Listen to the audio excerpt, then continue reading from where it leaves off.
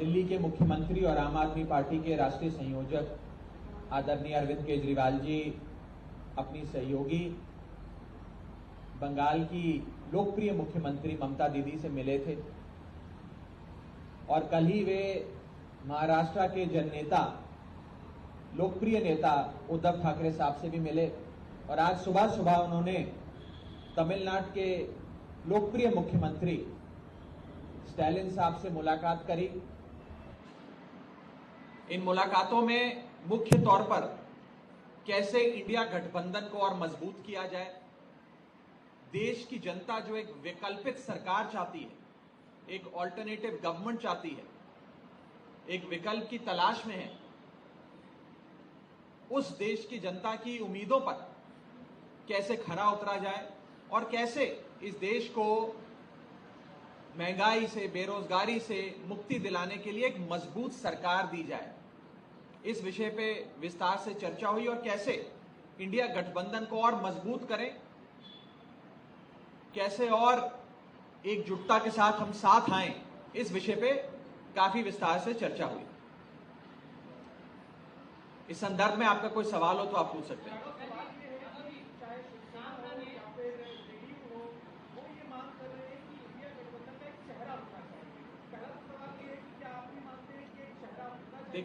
देखिए जो चर्चाएं मीटिंग के भीतर होंगी, वो मीटिंग के भीतर जब चर्चा समाप्त हो जाएगी उसके बाद आपको बताया जाएगा।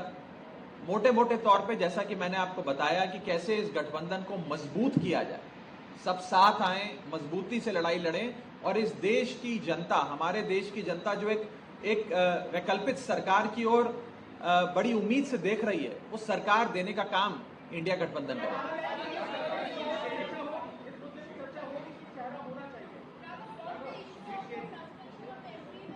देखिए आज आई रिस्पॉन्ड टू दैट। आज इस देश में अगर कोई भी शख्स भाजपा सरकार से सवाल करता है तो या उसे अरेस्ट कर लिया जाता है या सस्पेंड कर लिया जाता है।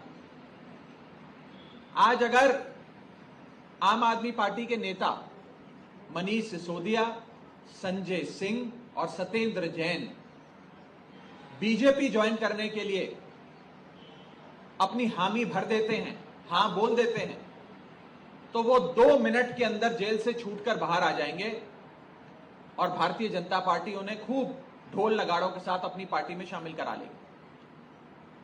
ऐसा ही कुछ आपने महाराष्ट्र में देखा।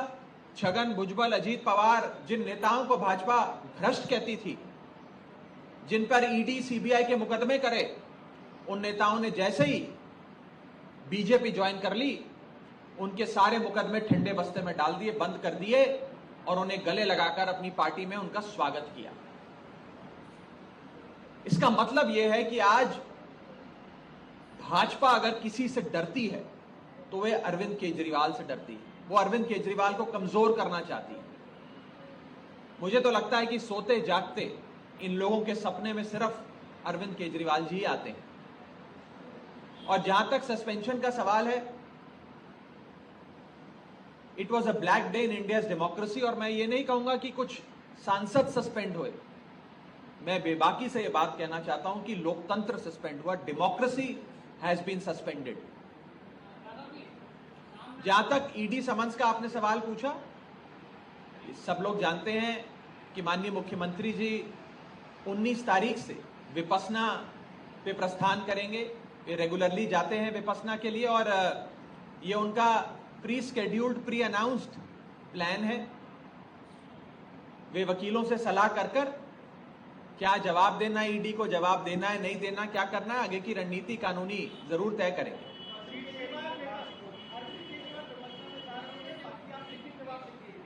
देखिए जैसा कि मैंने बताया कि जवाब क्या देना है, नहीं देना है, तो वकील और कानूनी सलाहकार तय करेंगे।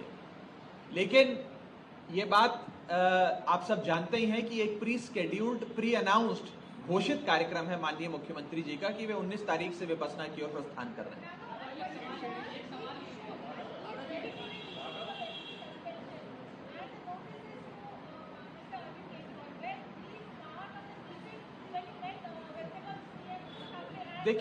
देखिए आज देश में जो हालात हैं कैसे डे बाय डे इस देश से लोकतंत्र खत्म किया जा रहा है, डेमोक्रेसी को असॉल्ट किया जा रहा है, उस विषय पे चर्चा हुई, बिल्कुल हुई। और देश में कैसे लोकतंत्र को बचाया जाए, कैसे सब साथ आए, इस देश के संविधान को बचाएं, जो बाबा साहब अंबेडकर का दिया गया संविधान है, उसकी रक्षा करें हम सब लोग मिलकर।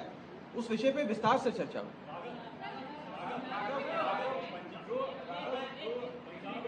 एक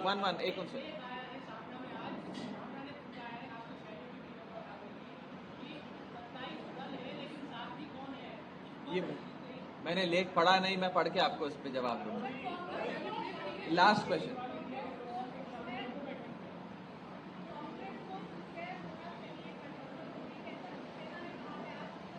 नहीं, देखिए, मेरा अपना ये मानना है कि तमाम राजनीतिक दलों को पूरी सिंसेरिटी से और पूरे डेडिकेशन से, कमिटमेंट से, प्रतिबद्धता से साथ आना होगा।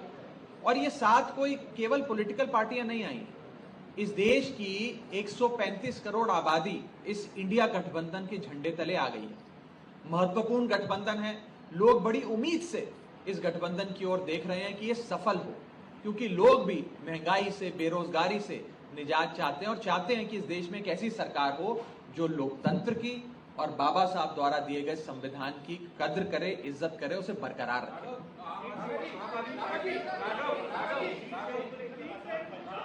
देखिए, सीट शेयरिंग को लेकर गठबंधन के भीतर चर्चा होगी, अवश्य होगी, और क्या बात होगी, क्या रणनीति बनेगी, उस रणनीति बनने के बाद हम आपसे विस्तार से चर्चा करके आपको बताएंगे। बहुत बहुत शुक्रिया।